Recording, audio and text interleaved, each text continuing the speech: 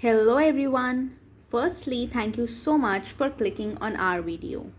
Welcome back to our channel, A Word a Day. Let's move on with the personality trait number 3. Have you ever met crazy people in your life? Then the right word to describe such people is kooky. There are many other words that can be used instead of kooky like bizarre, quirky, peculiar, cranky, and many more. The meaning is crazy or eccentric. Eccentric also means the same, somewhat unconventional. Examples: she is kooky yet liked by all. She was suspended because of her kooky ways.